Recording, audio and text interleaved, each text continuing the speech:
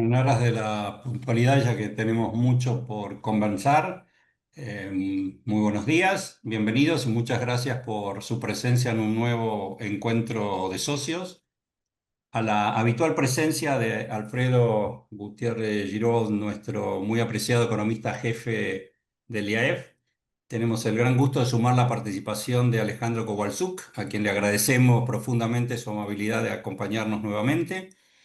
Alejandro es director de Asset Management de Argent Funds, fue gerente de inversiones de profesión a FJP, docente en varias universidades tales como la UBA, El Salvador y UCA, es economista de nuestra gloriosa Universidad de Buenos Aires, máster en finanzas del SEMA, con un posgrado en finanzas de la Universidad Torcuato Di Tella y tiene un MBA de la UCA.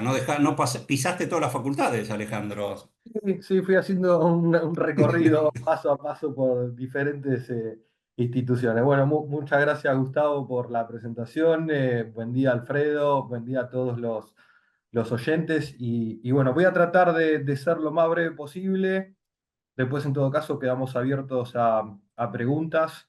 Voy a dar un breve pantallazo con respecto a las principales variables que afectan al mercado y a la toma de decisiones en términos de posicionamiento de portafolio, así que paso a compartir una, una presentación.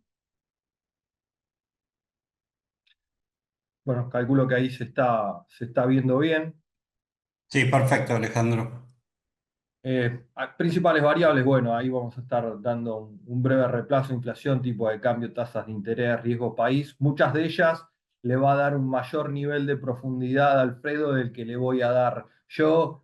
Eh, Interesante el tema de tipo de cambio, el resultado que tuvimos en estos días del día de ayer de la balanza de pagos, así que ahí toda la parte en detalle seguramente la va a estar dando Alfredo. Yo voy a hacer un pantallazo muy, muy resumido, asociado principalmente a la toma de posiciones de cartera, como les decía.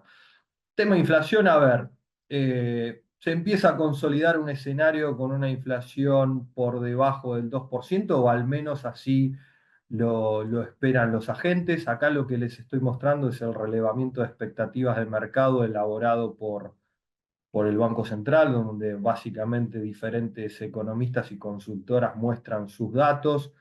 Ahí fíjense que ya a junio a noviembre todos los datos arrancan con uno, al menos en lo que es mediana promedio, y los mejores, digamos, los más optimistas en términos de percentiles, obviamente los máximos, los más pesimistas con números un poco más altos. Pero bueno, ya junio la mayoría con datos de alta frecuencia empiezan a visorar un dato que arrancaría nuevamente con 1,6 los más optimistas, 1,9 los más pesimistas, pero en ese rango estaría la inflación. Un año que va a cerrarla en zona de 28-29%. Eh, y bueno, ya sí para el año entrante, arrancando con uno, y yendo a niveles de 16% la inflación, y sí ya para el 2027 empezando a coquetear con ese 10%. Obviamente esto falta una eternidad para llegar al 2027, pero al menos en la previa estas son las proyecciones que están haciendo los principales economistas que forman parte de este relevamiento de expectativas del mercado. Cuando uno baja al mercado y ve que efectivamente está priceando el mercado en términos de cotizaciones, en términos de precio de los bonos, vemos la tablita de abajo, que ahí yo básicamente lo que les muestro es la diferencia entre la cotización o la tasa fija que rinde un bono, como las LECAP, contra bonos que tienen como referencia la inflación, digamos, específicamente el coeficiente de estabilización de referencia, el CER. Y ahí podemos calcular cuál es la inflación implícita que pricean estos bonos, o sea, qué es lo que está pagando el mercado. Y fíjense que en términos de tasas anualizadas, estamos de vuelta ahí en zona de 20-21% aproximadamente. Si esto lo calculamos en términos mensuales, estamos ahí en zona de 1,60, 1,50, o sea, levemente por debajo de la inflación proyectada para los próximos meses por diferentes analistas. Después, sí, si nos vamos un poco más largo, fíjense, ahí puse abajo de todo el bono, este nuevo bono tasa fija 2030, que está descontando una inflación del 16%, son términos anualizados, 1,23, o sea, bonos que son al 2030. Entonces, uno, fue un poco lo que se escuchó, uno dice, bueno, si yo estoy esperando que tengamos ya una inflación que va en zona de 10%, la tasa suena un poquitito alta a la cual está cortando este bono, pero desde mi punto de vista ahí empiezan a jugar otros factores que no necesariamente implican lo inmediato o el corto plazo. Empiezan a jugar más factores vinculados con lo que es el riesgo país, el riesgo asociado a posiciones de más largo en Argentina. Eso no me quiero extender mucho con este punto, lo dejamos un poquitito más para adelante, nada más lo quise mostrar como ejemplo. Entonces, ante este escenario, uno lo que dice básicamente es, bueno, vemos un mercado que a lo mejor está demasiado optimista con respecto a tasas que lo que respecta a las proyecciones de los economistas. En el caso está muy finito, casi empardado, una suerte de empate o break-even entre tasa e inflación. Entonces, yo tiendo a tener una postura con un sesgo conservador, entonces digo, bueno, si la cosa está relativamente empardada o a favor de los títulos, ligeramente a favor de los títulos de inflación, prefiero tomar posiciones vinculadas a la inflación antes que tomar posiciones vinculadas a tasa, ¿no? Ahí tenemos que estar teniendo en cuenta también el tema de la evolución de las tasas reales, tema que vamos a tratar un poquitito más adelante. Pero bueno, sintetizando, posicionamiento de cartera, tramo corto, tasas reales elevadas, tasas que están en zona de 10% y una expectativa de que efectivamente estas tasas reales empiecen a comprimir. Esto, como les decía, punto aparte, voy a explayarme un poquitito con respecto al tema tasas y tasas reales más adelante, pero básicamente uno puede esperar que haya cierta descompresión o cierta baja en términos de tasas reales y justifique ese posicionamiento en la parte corta ser. Después ya pensando más en mediano o largo plazo, es lo que les decía, que yo lo empiezo a vincular más o asociar más al tema riesgo país. ¿Por qué? Porque si uno dice, bueno, efectivamente en algún momento la inflación va a arrancar con cero, va a ser 0,8, 0,9, 0,8, 0,9 anualizado, eso va a ser es 10, 11% aproximadamente. Entonces, tener tasas anualizadas de inflación en zona de 10, 11% y a su vez bonos que cotizan a tasas reales en igual rango, y es un poco raro, o sea, es duplicar el rendimiento a través de esa tasa real. Entonces la lógica sería empezar a ver una caída también, una compresión de tasas, una baja de la curva a ser de más largo plazo. Cosa que no estamos viendo y cosa que no está pasando, entonces uno se pregunta, ¿por qué? Entonces ahí sí es donde yo lo asocio con el tema más pensado de mediano largo y más vinculado al nivel de riesgo país, sobre todo cuando uno ve que esas tasas reales de los bonos empiezan o están casi empardadas con la tasa de los bonos en dólares. Así que bueno, también, o sea, si uno piensa o tiene un escenario optimista, esa parte mediana larga de la curva también debería comprimir las tasas reales a niveles más razonables, ¿no? Entonces, sintetizando, un portafolio más de corto y con un sesgo relativamente conservador, apostar a la parte cortita de la curva SER parecería lo más correcto. Le vamos a dar un poco de más fundamento, como les decía, hacia adelante con el tema tasas. Si uno tiene una postura un poquitito más optimista y agresiva, a lo mejor combinar parte corta con parte media larga de la curva tiene más atractivo, es una estrategia más de tipo barbell, o sea, pararse corto, pararse largo, y ahí me parece que puede también estar rindiendo, como les decía, esta segunda alternativa con un sesgo más optimista y menos conservador. Tipo de cambio, A ver, fíjense ahí de vuelta al REM y tomé las variaciones mensuales que tienen con respecto a la media y el promedio. Y fíjense que muchos empiezan con 2 contra una inflación que arranca en 1. Entonces vemos un tipo de cambio proyectado, controlado, dentro de la banda, por debajo del techo, y con números que en muchos casos muestran una variación por arriba de la inflación.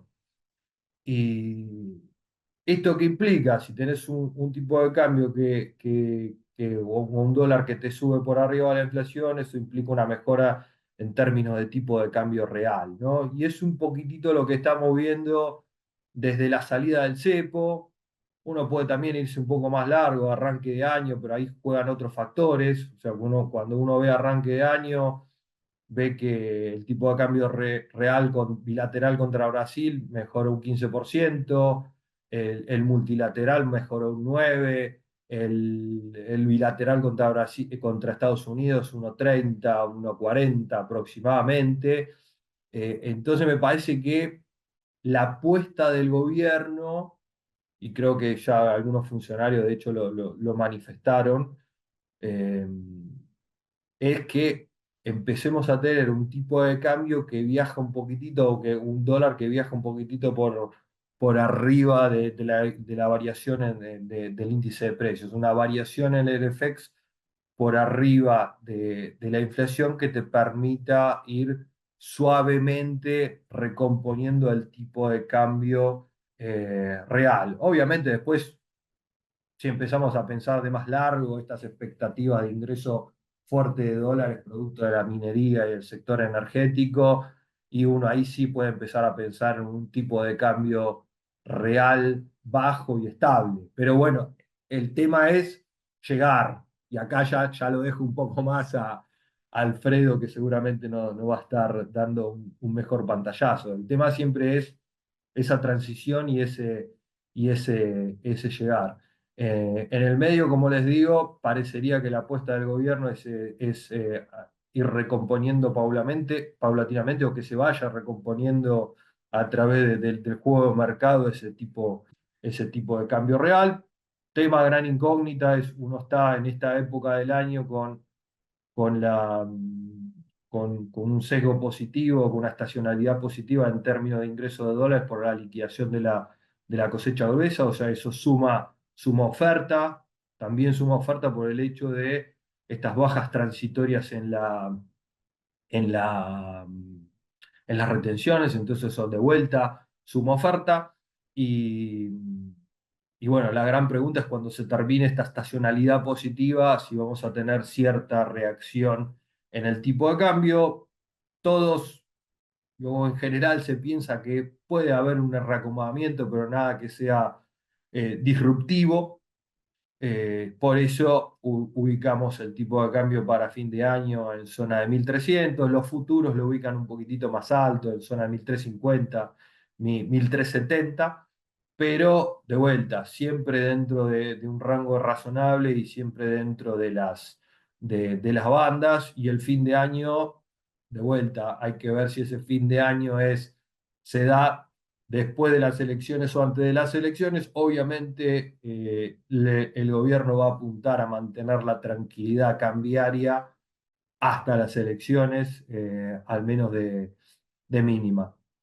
Abajo ahí les puse un cuadrito donde muestro también de vuelta lo que es un bono a tasa fija en pesos contra un bono a tasa fija en dólares, y cuál es la variación en el tipo de cambio implícita en términos anuales y mensualizados. Y fíjense, ahí en zona de casi 15% de la variación del tipo de cambio anualizada, que de vuelta, obviamente esto es un cálculo, es una aproximación, y estamos considerando bono 2030, pero bueno, uno lo que puede decir es que si la expectativa es tener una inflación que vaya a zona de un dígito, y bueno, tener hasta 2030 una inflación promedio del 15%, suena un poquitito alto. Entonces ahí lo que uno debería tener si se continúa con este sendero de normalidad, es ante una menor inflación, menores niveles de tasas y menores variaciones en el tipo de cambio, ¿no? Y menores rendimientos o caída del riesgo país en la cotización de estos bonos. Y de vuelta metí ahí el tema riesgo país en el medio. Entonces, de vuelta, a ver, eh, esto parece demasiado alto si uno es optimista, pero somos Argentina y hay que ser muy cautos, ¿no? Entonces, si todo sale fantástico, sí, es un tazón, es un diferencial fantástico. Ahora, no necesariamente las cosas tienen que salir bien, entonces hay que tener ciertos recaudos. Bueno, acá lo que le decías de Rofex, no me quiero detener en eso, ya se les comenté algo. Eh, tema tasas de interés, a ver, ciertos cambios en la política monetaria que se van a estar dando para básicamente tener un mayor control sobre los agregados monetarios, puntualmente sobre M2, que es el objetivo con el fondo, y que verdaderamente la tasa de interés termine siendo definida de manera endógena, ¿no? O sea, que termine siendo definida por las propias fuerzas del mercado, ¿no? A eso básicamente se apunta y creo que también se apunta a que haya cierta baja de tasas en términos de tasas reales. Creo que ese es otro objetivo que lo vamos a ir profundizando y vamos a también a tocar el tema cuando hable del tema de riesgo país. Pero bueno, estos cambios en política monetaria, recompra de puts, básicamente estas opciones de venta que estaban en manos de los bancos que en cualquier momento podían agarrar y decir, bueno, ejerzo la opción de venta, te vendo los bonos SER, dame los pesos, y eso obviamente generaba una inyección de liquidez no definida por el hacedor de política monetaria, por el propio Banco Central, sino por la decisión de los bancos. Entonces, ahí se escapa el control directo sobre el agregado monetario. Entonces, por eso terminamos con el lado de los puts. Colocación del BOPREAL, ahí básicamente, a ver, una emisión de la serie 4 con un tope de unos 3.000 millones, que en esta primera licitación estuvo por debajo de los 1.000 la colocación, que uno le puede ver el costado positivo, ver el costado negativo. El costado positivo, uno puede decir, bueno, no hay tanto interés de las empresas por tomar posición en estos bonos, desprenderse de los pesos y girar y hacer contado y girar los dólares al exterior. Ese puede ser el costado positivo. El costado negativo es que a lo mejor no sacaste de la cancha todos los pesos que tenías pensado sacar. A ver, son válidas las dos cosas. Yo tiendo a inclinarme un poco más por la primera. O sea, una empresa que espera es porque está al menos descontando algo más positivo para adelante, que incluso puede incluir menores restricciones cambiarias sin necesidad de pasar por este tipo de instrumentos. Menor restricciones cambiarias, que vale la pena aclarar que la salida del cepo de controles cambiarios es plena para personas físicas, para personas humanas, pero siguen existiendo montones de restricciones para lo que es empresas, ¿no? Tener en cuenta eso. Después, bueno, el tema de la deseliminación de las LEFI, y como le decía, el paso a una tasa de interés definida de manera endógena, las LEFI en tenencia de Banco Central y de bancos. Por el lado de la tenencia del Banco Central va a haber un canje por LECAP, que el Tesoro le va a dar LECAP a cambio de estas LEFI. Y por el lado de los bancos vamos a tener oferta de este instrumento que se termina el 10 de julio. O sea, a partir de ese momento dejamos de tener LEFI y sí, punto siguiente, o sea, lo que es la política en términos de movimiento de instrumentos por parte del Banco Central se va a estar dando a través fundamentalmente del ECAP, de la compra y venta del ECAP. O sea, este desarme de posiciones, esta no tenencia del EFI por parte de los bancos va a implicar, uno, que los bancos empiecen a buscar otras alternativas de colocación de los pesos y de la liquidez, que será el ECAP, que será caución. Vamos a ver si empieza a ganar también dinamicidad lo que es el corredor de pases entre privados, entre bancos, que a lo mejor antes tenía mucha dinámica hace tiempo y a lo lejos y ahora no tanto, sobre todo teniendo como jugador el central, pero veremos si empieza a jugar un poco la cosa por ese lado, pero todo apunta a mayor liquidez o mayor volumen de oferta perdón, de demanda en determinados tipos de instrumentos que implicarían mejoras de precio y eventuales caída en los niveles de tasa, y ahí vamos con el tema de caída en términos de tasas reales, ¿no? Porque uno ve lo que es tasas por ejemplo, tasas plazo fijos, tasa de plazo fijo mayorista, o sea, con colocaciones de volumen significativos, pagando en zona de 34,5, 34, que esos son tasas llevadas a términos efectivos mensuales de 2,80 a 2,90, que contrasta de manera significativa con el 1,5 de inflación del mes anterior, de mayo, y si uno prevé por debajo del 2 la inflación de este mes también. Entonces, ahí me parece que hay que tener en cuenta que lo que se apunta en gran medida es a bajar esas tasas de interés reales, que en definitiva se van a definir de manera endógena. Lo mismo con respecto a tasas de la curva del ECAP, o sea, tasa de curva del ECAP con TNA que están en zona de 32, 33%, que eso resulta en tasas efectivas en zona de 2,60,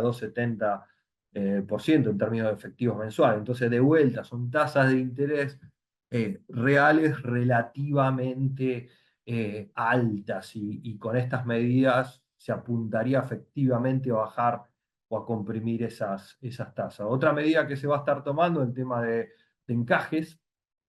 eh, Ahí va a haber toda una serie de adecuaciones, por ejemplo, el tema de los fondos de money market, que tienen encajes diferenciales que permiten a los fondos colocar en cuentas remuneradas a una tasa superior a lo que coloca el resto de personas humanas y empresas. Entonces, eso se estaría eliminando, motivo por los cuales la tasa a la cual van a estar colocando los fondos de money market va a ser menor y va a estar equiparada al resto de los jugadores dentro del sistema financiero, ¿no? Entonces, eh, esa es una cuestión fundamental. Vuelvo un poco al punto anterior, donde el tema de operaciones de mercado abierto por parte del Banco Central.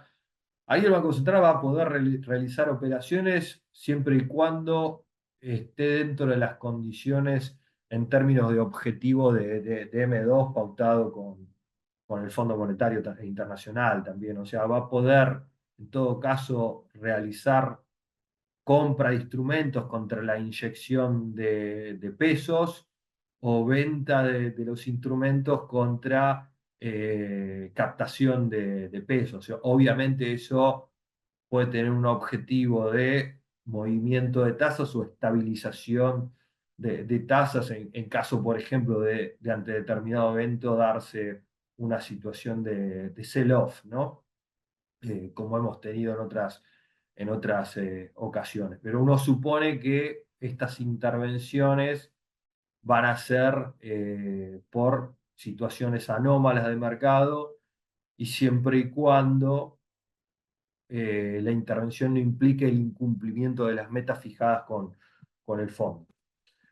Bueno, tasa de interés, esto lo pongo el cuadro, la verdad que no, o sea, es alguna referencia como para proyecciones a futuro, pero alcanza con lo que les decía. En términos de posición, tema tasas y pensando a lo mejor posicionamiento de corto plazo, como les decía, el ECAP es una alternativa. O sea, estamos hablando acá parte bien corta, ¿no? de la curva, cuando uno piensa en hacer algún devengamiento de tasa y tener una postura bien conservadora y un manejo de caja para pagos periódicos, ¿no? Entonces, bueno, ahí la partecita corta, todo lo que es LECAP, como les decía, con tasas que pueden estar en zona de 32, 34%, con tasas efectivas mensuales que están en 2,70, 2,60, 70, 80, eso, bueno, uno tiene que ir monitoreando en el momento, en el minuto a minuto, todo lo que es la curva de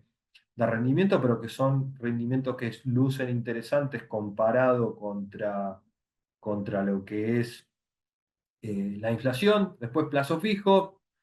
Obviamente, el que hace colocaciones mayorista tiene esa tasa que le decía, 34, 34,5. Cuando uno va a personas físicas, personas humanas, tenés más una zona de 31, 31,5, que igualmente sigue siendo atractivo. Ese 31, 31,5 te debe estar dando 2,5, 2 aproximadamente de tasa efectiva mensual, que sigue estando por arriba de la inflación, pero tenés que inmovilizar 30 días la plata y a su vez, y a su vez, bueno, tenés, digamos, un cierto diferencial con respecto a otro tipo de instrumentos más líquidos. Después, puede meter uno, incorporar algo dentro de la cartera, algo SER, si bien la parte SER más corta es a octubre de 2025, puede tener cierta volatilidad, pero si uno incorpora algo menor dentro de la cartera, puede también en esta suerte de portafolio de cash management incorporar algo de SER como opción atractiva. Algo que sintetiza siempre todos estos tipos de instrumentos son obviamente los fondos comunes de inversión, los que en su momento se llamaban T+1, pero fondos que tienen LECAP, fondos que tienen plazos fijos y aprovechan justamente estas colocaciones de tasa mayorista, y fondos que también de ser oportuno toma posiciones en SER, y siempre una cuestión que este tipo de instrumentos tiene una liquidez inmediata en muchos casos. Bueno, acelero un poquitito que ya nos vamos quedando sin tiempo. Tema riesgo país. A ver, factores determinantes: económico, político, institucional, contexto internacional. Dentro de lo económico, diferentes factores.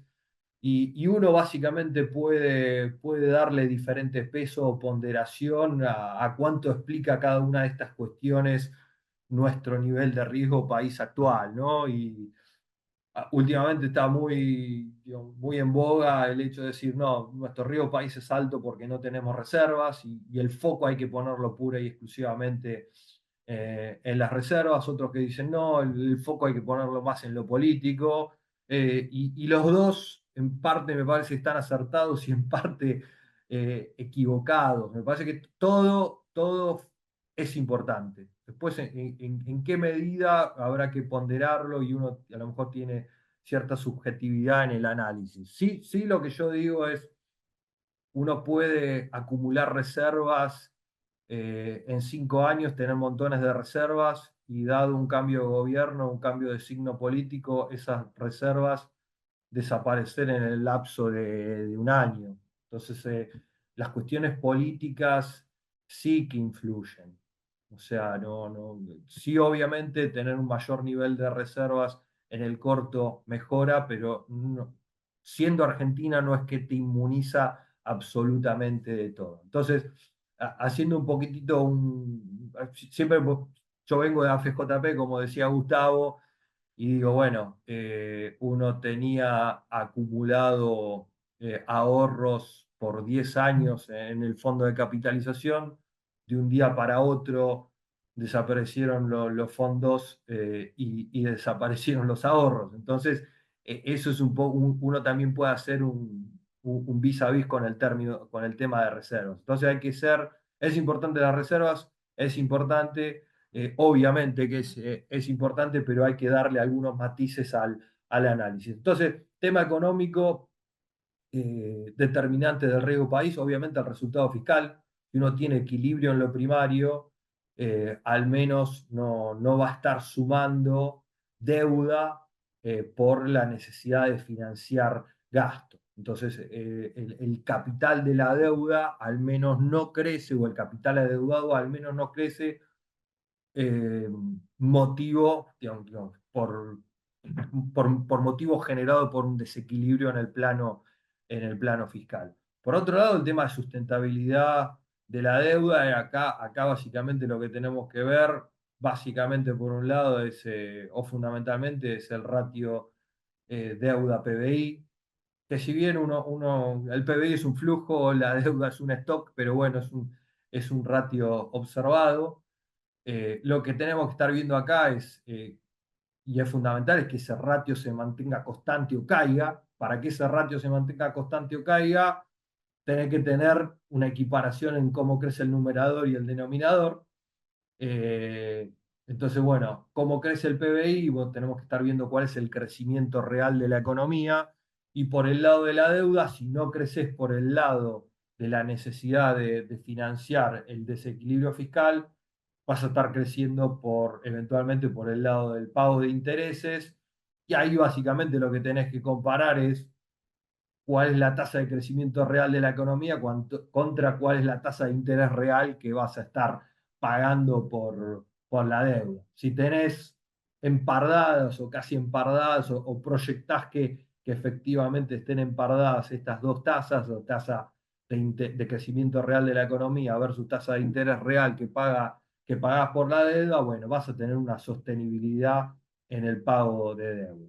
Entonces, creo que también un poco todas estas medidas que les mencionaba en términos de tasa y en términos de política monetaria apunta a bajar esa tasa de interés real y darle más sostenibilidad todavía al tema de deuda, ¿no? Tema reservas, bueno, un poco lo que les decía anteriormente. El tema político institucional, y acelero un poquitito, político institucional y lo desdoblo, porque, a ver, político para mí es lo inmediato, o lo pienso para sintetizar y hacer rápido, digo, es lo inmediato, es la capacidad del gobierno de tener voluntades suficientes en el Congreso para impulsar determinadas medidas, determinados cambios y darle sustento y solidez al programa económico. Y por otro lado, lo institucional, que yo lo asocio más al mediano, largo plazo, y para sintetizar un poco la idea o lo que yo tengo en la cabeza cuando hablo de institucional, es esa idea de decir, bueno, si bien se da un cambio de gobiernos con diferente signo político, que haya cuestiones de fondo que se mantengan inalterables. O sea, independientemente del signo político que gobierne el país, hay cuestiones que no se tocan. Por ejemplo, no financiar el gasto con emisión monetaria, eh, por ejemplo, el equilibrio fiscal primario, por ejemplo, que ante determinada inconveniente a nivel macro no sea siempre el principal ajuste entrar en una situación de default. Cuestiones fundamentales, ¿no? Es el respeto de la deuda contraída y de los contratos. Y no decir, bueno, no, la cosa está complicada, defaulteo y después veo. Entonces me parece que quizá cuando veamos efectivamente que hay un cambio de signo político y todas estas cuestiones se mantienen, me parece que ahí vamos a estar hablando efectivamente de una consolidación institucional y me parece que ahí eso va a jugar muy a favor de colapsar el riesgo país. Y obviamente lo internacional juega, ¿no? Y no quiero quitar mucho tiempo con lo internacional, podríamos estar hablando todo un capítulo aparte. Riesgo país, bueno, acá un poco, a mí, fíjense, este gráfico lo hice el otro día. Ahí el gran salto, agosto 2019, fíjense que tenés una suba del riesgo país, que es la línea roja significativa, contra una caída de reserva. Entonces uno dice, bueno, sí, efectivamente, si caen las reservas, sube el riesgo país. Ahora la pregunta es, ¿por qué en agosto del 2019 cayeron las reservas como cayeron? Fue un resultado de lo político, fue el resultado de las elecciones, de las PASO, lo que llevó a esa caída de reservas, salida de depósitos y suba de riesgo país, o la relación es inversa, ¿no? Entonces, esa es la gran pregunta que planteo y lo que les hablaba un poco de tener ciertos matices con ser fundamentalista en términos de hay que acumular reservas sí o sí. Uno puede decir, bueno, no, pero simplemente el resultado político hizo adelantar algo que era inevitable. Inevitablemente, dadas las condiciones económicas, que había toda una serie de inconsistencias, íbamos a ir a una caída de reservas y suba en los niveles de riesgo país. Puede ser, pero de vuelta, no todo es blanco o negro, sino que hay que matizar las cuestiones. Yendo a posicionamiento de cartera, y ya medio minuto y ya termino. Perfil conservador, uno puede, ahí va a punto de una estrategia de vuelta, como le decía en la parte SER, de tipo barbell, parte corta de la curva y parte más media larga con el 2038, parte corta pensando en que deberíamos ver cierta compresión o empinamiento de la curva y que vamos a dar cumplimiento a los próximos pagos de los bonos.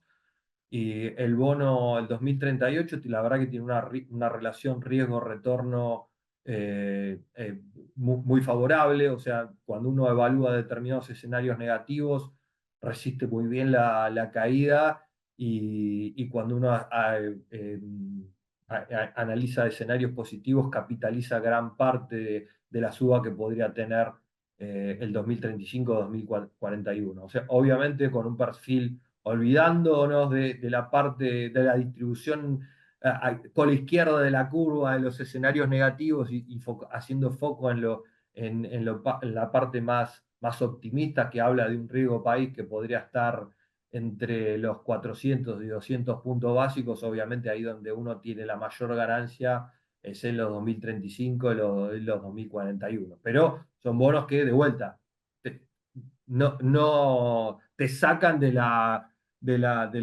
parte izquierda de la distribución de la curva. O sea, apuntás todo a que vos tengas una mejora en términos de compresión de riesgo. Y esto, mira, esta curvita para terminar, fíjense ahí en rojo tenemos lo que era la curva de Estados Unidos de 2017, en azul era Argentina 2017. Fíjense que en la parte más corta estábamos casi equiparables, se empardaban o se tocaban las curvas y el diferencial entre ahí los puntos siguientes, el 359 y 373, son los bonos 2020 y 2024 de Argentina, que después se reestructuraron, pero fíjense qué pegadito estábamos en ese entonces a Estados Unidos, o sea, 200 basis y 250 basis de diferencia con respecto a la curva americana. Ahora tenemos Estados Unidos en verde y Argentina allá en naranja por la estratosfera. O sea, el otro día alguno me decía, no, pero bueno, ten en cuenta que los niveles de tasa de Estados Unidos son otros. Sí, los niveles de tasas de Estados Unidos son otros, pero pasamos de tener 2017, pagar el doble de tasa, un poquitito más del doble de tasa de Estados Unidos, a pagar 4 veces la tasa que pagan los bonos del Tesoro americano. Entonces, me parece que ahí, si se da continuidad a este tipo de políticas, si tenemos una consolidación en primera instancia en el plano político, deberíamos tener una compresión más significativa en términos de riesgo país. Y ahí doy mi opinión personal con respecto a reservas. Yo tiendo a pensar que el peso recae más en lo político que en la acumulación de reservas y con el resultado electoral puesto, me parece que vamos a tener ahí sí una compresión más significativa. Y bueno, hasta acá llegué, no quiero extenderme más, Perfecto. perdón si quité No, demasiado muy tiempo. interesante. Muchas gracias, Alejandro. Un pequeño recordatorio a aquellos que puedan o vayan teniendo alguna pregunta, si son tan amables, enviarlas al chat y si hubiera tiempo al final tratamos de contestarlas. Alfredo, por favor. Gracias, Gustavo. Gracias, Alejandro. Van a ver ustedes que hay una convergencia entre la mirada de Alejandro y la mirada mía, eh, que de alguna manera refleja, esperen que voy a buscar el compartir pantalla, ahí está, que de alguna manera refleja cuál es el tipo de situación que está Argentina, sobre todo respecto al tema de riesgo político, reserva desde una visión de corto plazo. Pero vamos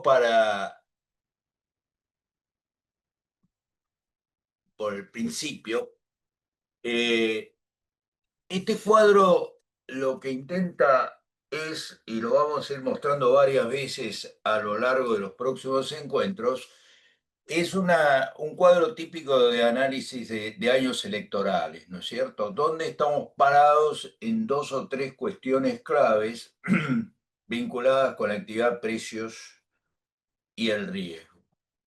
Los numeritos en cursivas, que de junio de 25 son estimaciones mías, con datos más o menos, en algunas variables están en abril, en otros han estado en mayo, un poco también la idea del consenso del REM que decía Alejandro, y vamos primero por donde estamos en actividad.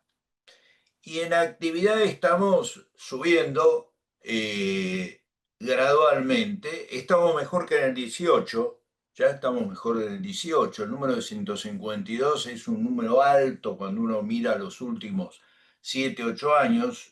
El número de 152 del EMAE me refiero. Y claramente con una economía de dos velocidades según los sectores. Todos tenemos claro que en el 24 saltó el agro, recuperó después del desastre del 23, que la industria que podríamos llamar de alguna manera extractiva, si ustedes quieren, en términos de lo que es extractiva para las definiciones de cuentas nacionales, o sea, minería, petróleo, etcétera, se suma a las que lideran, el sector financiero se suma a las que lideran, simplemente porque la remonetización de la economía argentina respecto a los niveles de 23, naturalmente te empuja el indicador de actividad para arriba por la manera en que se construye el indicador, ¿no es cierto? Y en cambio, la industria, y ahí está la segunda columna, que es el IPI, está más rezagada, y eso todos nos damos cuenta, y queda muy evidente cuando uno ve las dos columnitas pegadas una a otra. Anoche Fiel repartió el parte de prensa con el número de la actividad del mes de mayo, y el número que nos dice es, si no recuerdo mal, que dio un crecimiento de 0,02% respecto a abril desestacionalizado, y dio un crecimiento del orden del 3% interanual. Está baja la industria, claramente, y lo mismo ocurre con la construcción. Entonces ahí tenemos un problema de esta economía con sectores andando a dos velocidades y con dentro de la industria profundas diferencias intra-ramas industriales que no me quiero extender acá para que no consuma tiempo. O sea que este es el panorama en términos de actividad. Y yo me pregunto, quiero hacer una pregunta distinta respecto al 152. Y quiero pararme el año que viene y siendo optimista, decir, bueno, el EMAE ya está en 160, 170. La pregunta entonces, 165, pónganle ustedes, para ser muy optimista. En ese contexto del EMAE, estamos cerca de un nivel en donde la actividad económica empieza a generar tensiones sobre el precio. ¿Cómo estamos respecto de la utilización de la capacidad instalada? Yo diría que hasta 160 aguanta el nivel de utilización de la capacidad instalada, más algunas inversiones que puedan madurar rapidito, pues repito, no estoy hablando de inversiones que maduren dentro de 2 o 3 años, estoy hablando de inversiones que maduren el año que viene, sin mayores tensiones. De ahí en adelante la cosa puede complicarse. Empiezo a dar una pincelada de algo que vamos a estar discutiendo, si Dios quiere, porque quiere decir que las cosas anduvieron bien y la actividad fue subiendo el año que viene, más o menos a esta altura. Por supuesto, cuando uno mira al índice de precio al consumidor, ve los números que nos contó Alejandro hace 10 minutos, y ahí sí estamos mejor que en el 2018 y mucho mejor que en cualquiera de los años estos son primeros semestres, promedio de primeros semestres, de los primeros semestres de los últimos 3 o 4 años, no cabe ninguna duda, y eso parece que de alguna manera va a seguir así, dados los anclajes. ¿Todo eso en qué decanta? Decanta en los índices de confianza. El índice de confianza del consumidor, el promedio de cada uno de los semestres es la penúltima columna y ahí ustedes la ven. Hoy estamos con el dato de junio en un nivel muy alto en clave histórica. ¿Ok? Estamos francamente mejor que en el 18. ¿Hay optimismo? Sí, hay optimismo. El índice de la Ditela te lo está diciendo y está bastante generalizado aún en la parte del Gran Buenos Aires. Cuando uno mira el índice de confianza del gobierno, eso repica directamente. ¿Ok? Fíjense que estamos con 2,45 contra 2,16 del 18, 2,20 del primer semestre del 17, que acá no aparece, pero más o menos ese será el valor. Y en el otro extremo, pero simplemente para poder comparar, el 1,16 del primer semestre del 2023.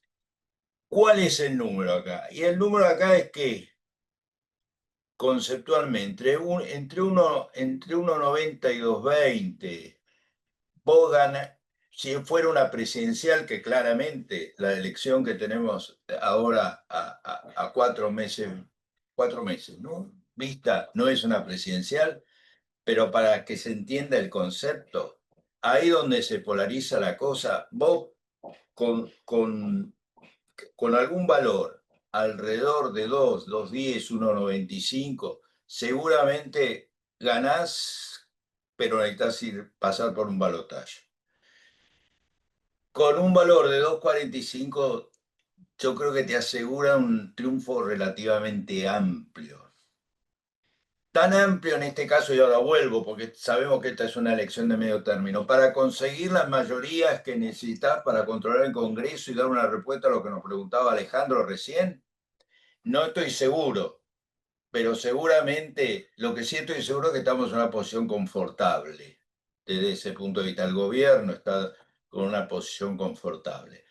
Recuerdo que los datos de junio, estas estimaciones se refieren básicamente a datos relevados en la primera semana del mes previo. Así que los datos de lo que está pasando con la gente en junio, lo que opinó la gente en los primeros días de junio, lo vamos a conocer recién a fines de julio por la forma en que mide la Ditela.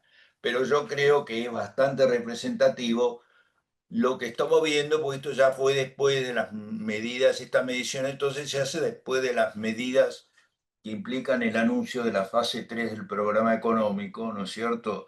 La apertura de, digamos, del modelo de flotación, etcétera, etcétera. Lo que es relativamente disonante, obviamente, es el ENVI, ¿ok?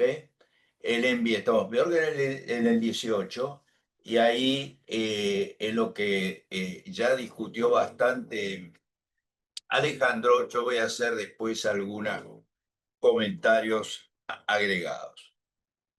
Uno. Segundo punto, anclaje fiscal.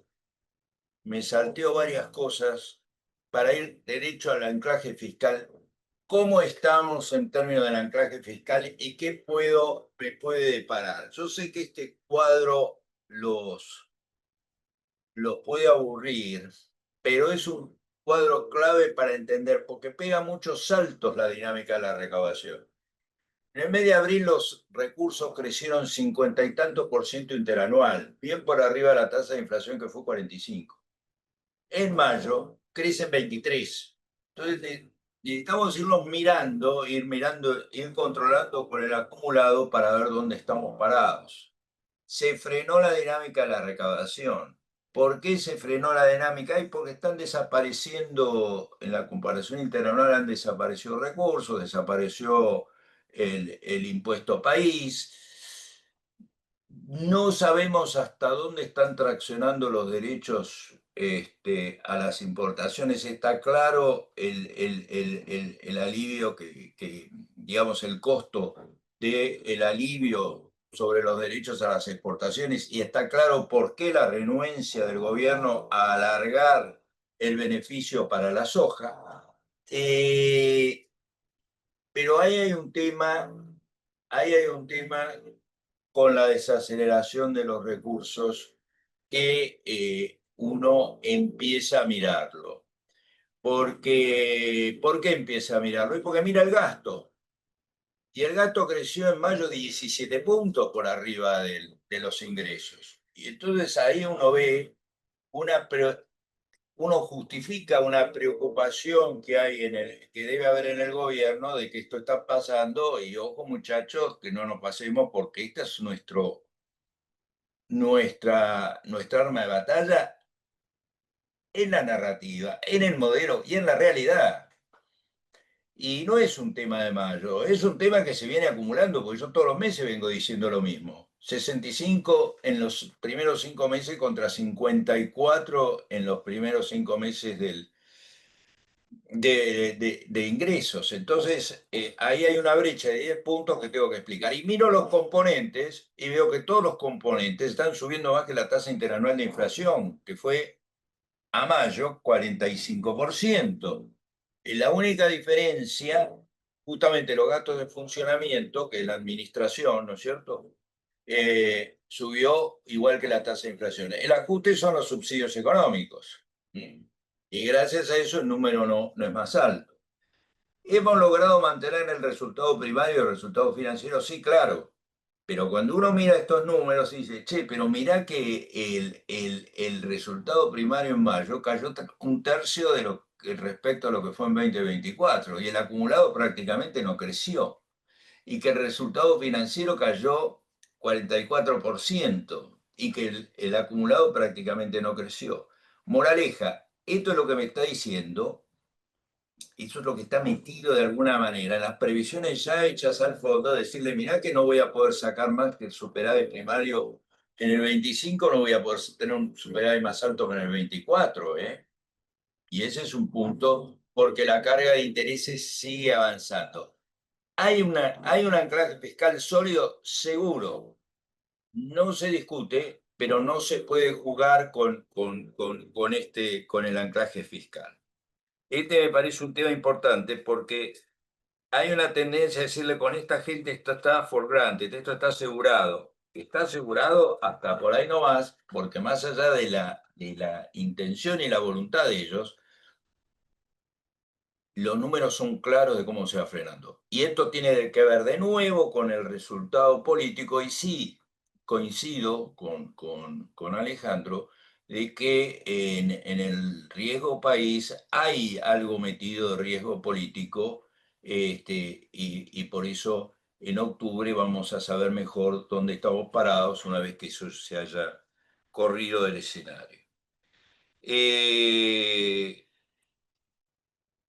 Riesgo país estaba en el cuadro anterior, o sea que lo mencioné. Hay que tener en cuenta que estamos entre 2 y 3 veces por encima de nuestros colegas latinoamericanos, ¿no es cierto? Un dato no menor.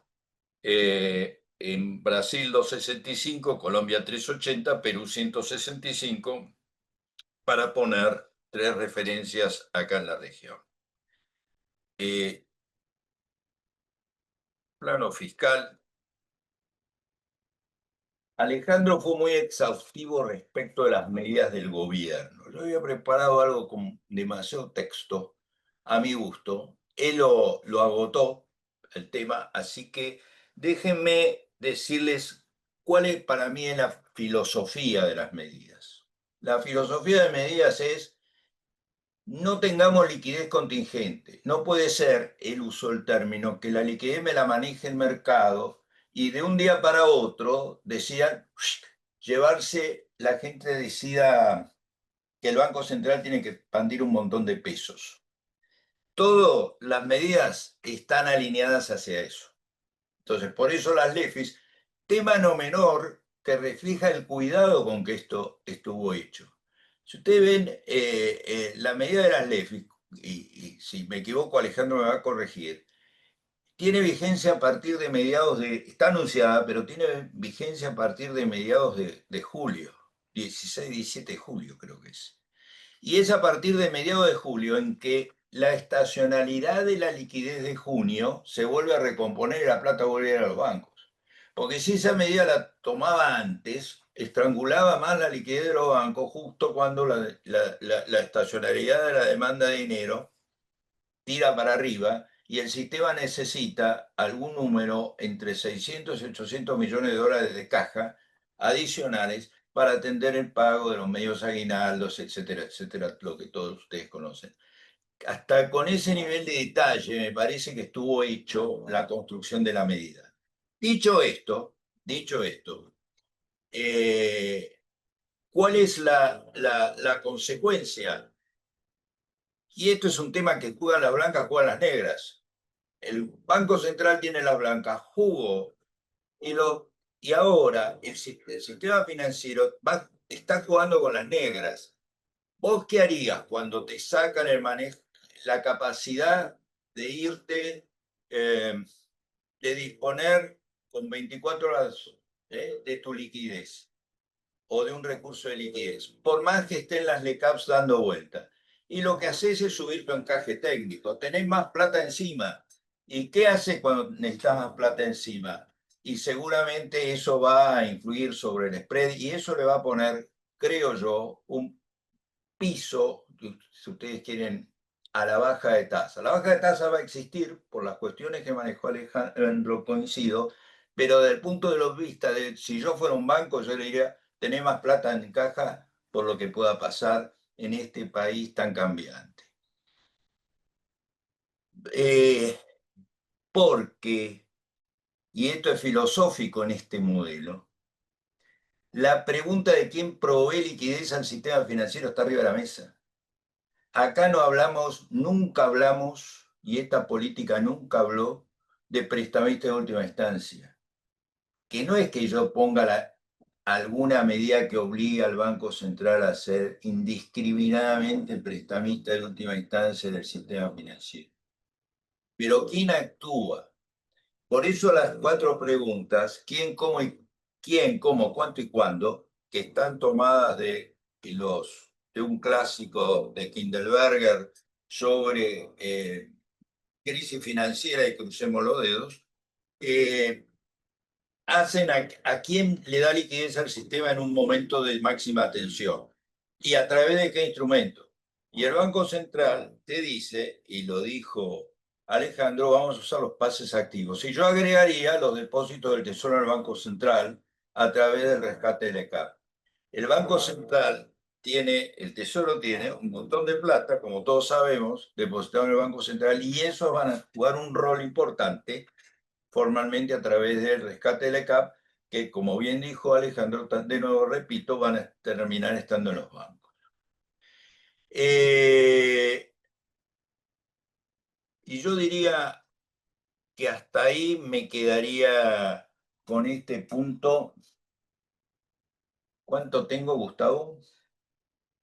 Te diría, si podemos, unos 10 minutos, nos extendemos 10 minutos, porque hay cuadros muy interesantes por delante, dale.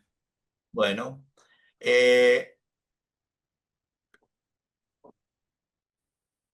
obviamente la reconfirmación de no comprar dólares en el piso, si no estamos en el piso de la banda, y eso nos lleva a tener claro que hay una prioridad del control monetario contra la acumulación.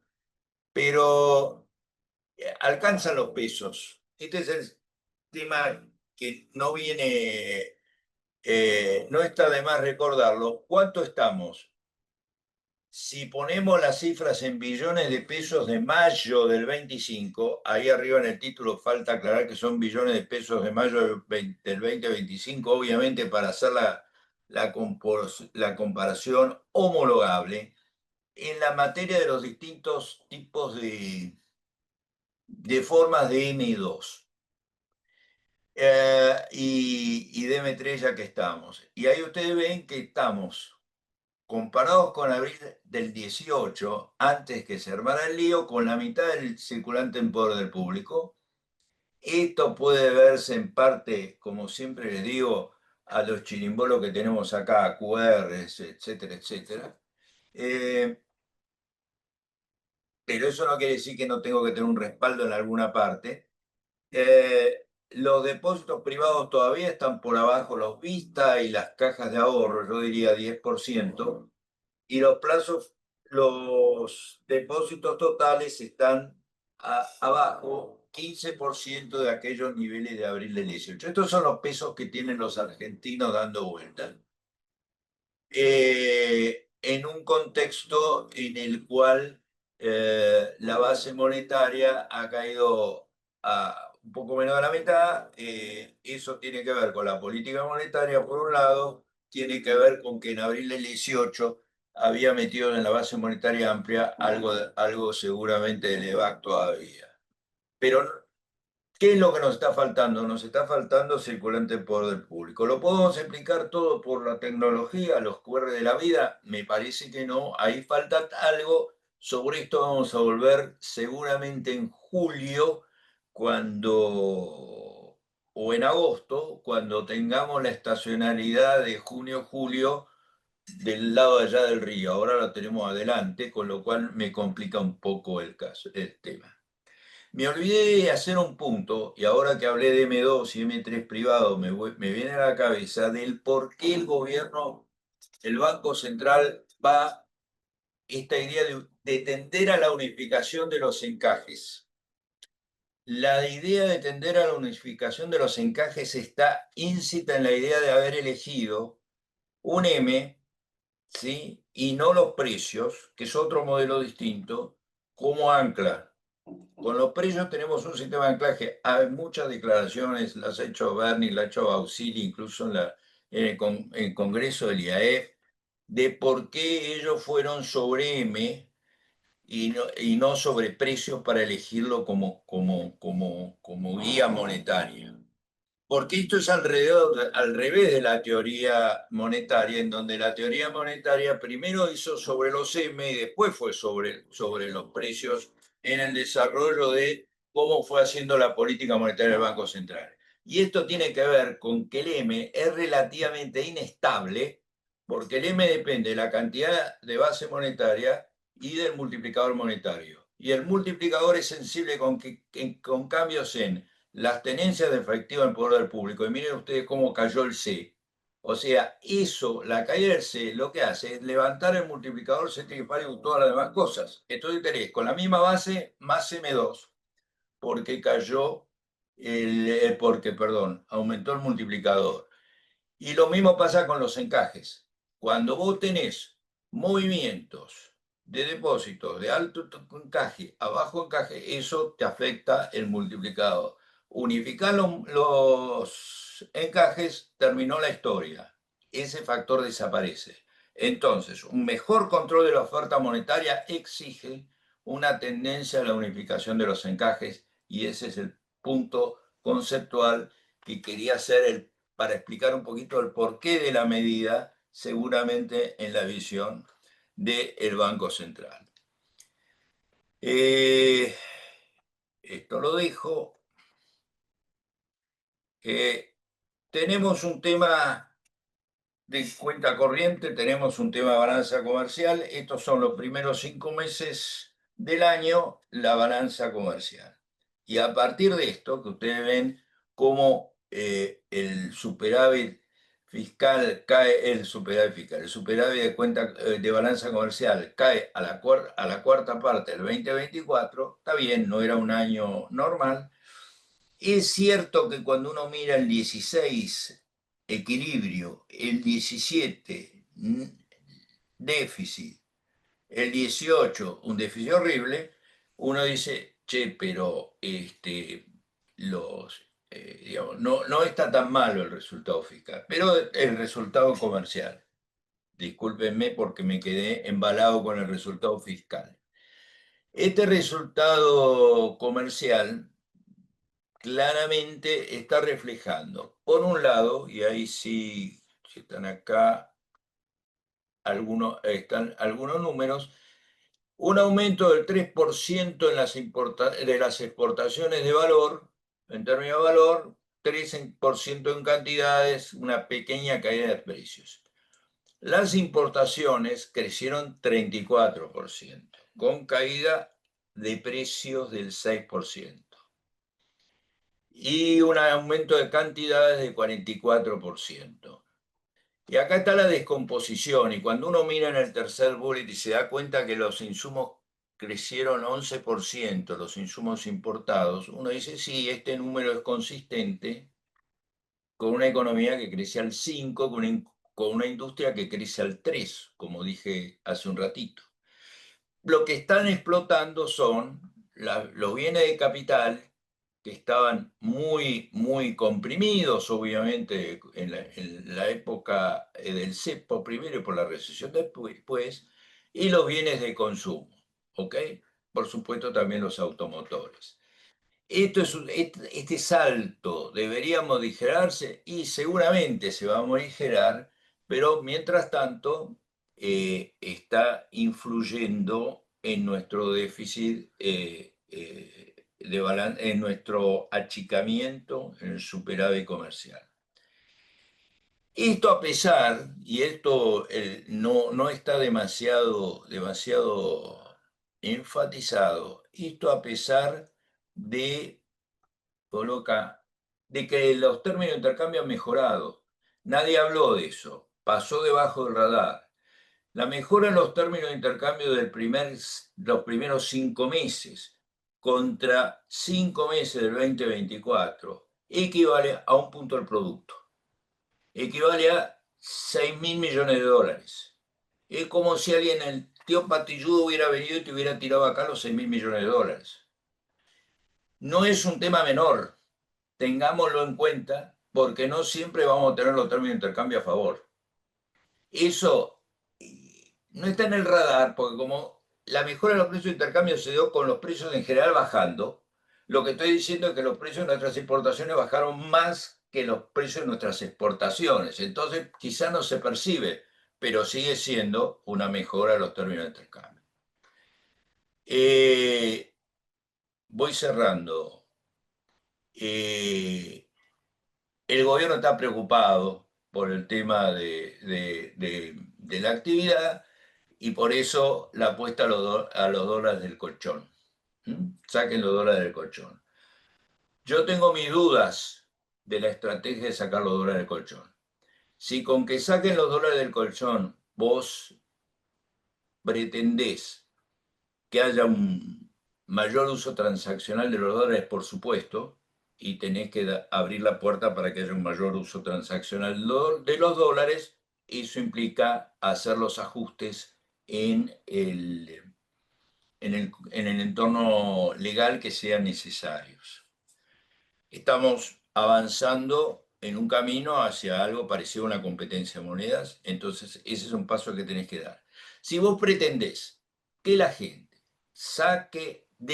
desatesore, que es una manera más técnica que sacar los dólares del colchón, aunque es más cómodo explicar, decir sacar los dólares del colchón. Si vos lo que pretendés es que la gente desatesore para llevar la plata a los bancos y lo deje como depósitos en dólares, hasta ahí. Si vos pretendés que la gente use la plata los dólares del colchón o los dólares desatesore dólares para gastarlos, ojo al piojo. Porque en realidad el colchón, el canuto, para que quede claro lo que digo, tiene una función de reserva de valor, una función de motivo de precaución, que está originado en decisiones no siempre racionales de los agentes económicos, o sí racionales, no racionales desde el punto de vista de la rentabilidad, sí racionales desde el punto de vista de que han sido avasalladas reiteradas veces su derecho de propiedad. Y de nuevo, Alejandro, estuviste en una FJP, sabés de qué estoy hablando, y entonces, Flaco, yo tengo la plata en el canuto y con un sistema jubilatorio deshecho, ahí es donde voy a formar la bolsa, la mochila con la que tengo que llevar teoría del ciclo vital, diría un economista, con la que tengo que llegar al momento de que me retire del mercado de trabajo para completar los ingresos de mi jubilación. Aquel viejo concepto de que me hago mi jubilación privada. Y eso no lo vas a gastar en el consumo.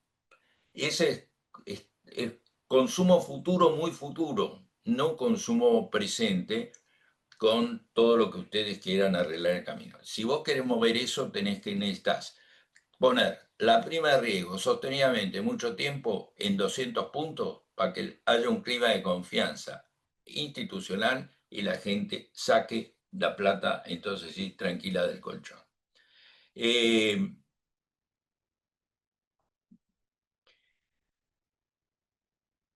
De cara al segundo semestre, y con esto sí termino, tenemos una economía que está haciendo un doble proceso de cambio, de alguna manera, uno en el ciclo y otro más bien estructural. Esto genera ganadores y perdedores. Estamos en una economía que la lógica es que el sector público libere recursos, porque esa es la idea de la motosierra, por un lado, que deberían ser absorbidos por el sector privado. Y estamos en una economía en donde hay un montón, digamos, de transferencias de recursos, o debería haber un montón de transferencias de recursos dentro del sector privado, donde sí claramente hay ganadores y perdedores. Entonces, la idea debería ser que los ganadores tienen que tener una capacidad de absorción suficiente para absorber a los recursos liberados por el sector público y a los recursos liberados por el sector privado perdedor. Y si no, voy a tener un problema acá, en el desempleo. Esta es la tasa de desocupación que todavía no está reflejando esos cambios, porque esos cambios recién están empezando a tener lugar. Ahí hay que mirar. Esa tasa de desocupación de 7,9 en el 2025, uno lo mira y dice, no, no estás tan mal, no estás tan mal. Olvídense del tema de que además está la cuestión de la informalidad, pues no nos da el tiempo para discutirla demasiado sobre calidad del empleo. Lo que sí les digo es que detrás de 7,9 los partidos del Gran Buenos Aires, la discriminación me da alrededor de 10,5. Y es cierto lo que dice ayer Adorni en los medios. Lo que pasa es que aumentó la tasa de actividad. Por eso, en esta presentación, que yo la hice antes de la conferencia de prensa de nuestro vocero, les estoy mostrando cuál es la tasa de actividad, que es la cantidad de gente, la proporción de la población que está en el mercado de trabajo respecto de la población total. 48% es un número más altito que, por ejemplo, el que había en abril en el 17 o en el 18. Y es cierto que en los aglomerados urbanos grandes la tasa de actividad es más alta. En el aglomerado urbano de Gran Buenos Aires, el 52% de la gente está o trabajando, buscando trabajo, y esa es la tasa, y eso forma su tasa de actividad. Entonces se explica un poquito que haya una mayor tasa de desocupación. Pero acá hay un problema con el cual no podemos jugar mucho en eso de la transición. El programa tiene que tener en su integralidad, en su secuencia, en el timing, tiene que tener la característica de permitir ese trasvasamiento de recursos. Obviamente también está el recurso capital, pero estoy pensando en la mano de obra para hacer foco en la cuestión de la sustentabilidad y la sustentabilidad política. Para que los recursos que va liberando el sector público los pueda absorber el sector privado, y lo mismo de los del sector privado perdedor será absorbido por el sector privado ganador, con la característica del sector privado ganador no sé hasta dónde es intención mano de obra. Esas cuestiones que tenemos que seguir viendo. Esto es una cuestión que hay que mirarla en aras de eso de la sustentabilidad y por eso quería hacer Bueno, el punto. Estamos en una transición, si ustedes quieren, en el ciclo, que estamos partiendo, hemos partido de un lugar bajo, en el ciclo estamos transitando, yo diría, un tercio de la expansión, de la parte expansiva, y estamos además del ciclo, en un cambio en la tendencia. Yo no sé si la línea de tendencia de la economía argentina sube, o sea, hay un cambio en la ordenada, o si tiene un cambio en la pendiente, pero que haya un cambio y sobre todo si este modelo es eh, razonablemente exitoso, seguramente tiene que haberlo, porque esa es la lógica.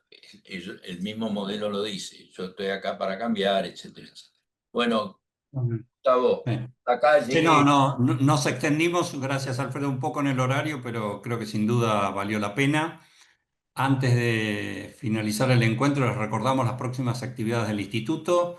Hoy por la tarde tendrá lugar el 16º Congreso de Córdoba. Se puede seguir por streaming, tiene una agenda muy interesante.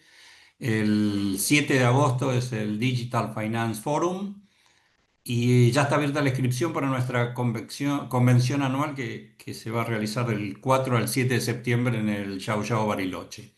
Cerramos agradeciendo a Alejandro y a Alfredo por sus presentaciones y a todos ustedes por habernos acompañado. Muchas gracias y nos vemos en el próximo encuentro.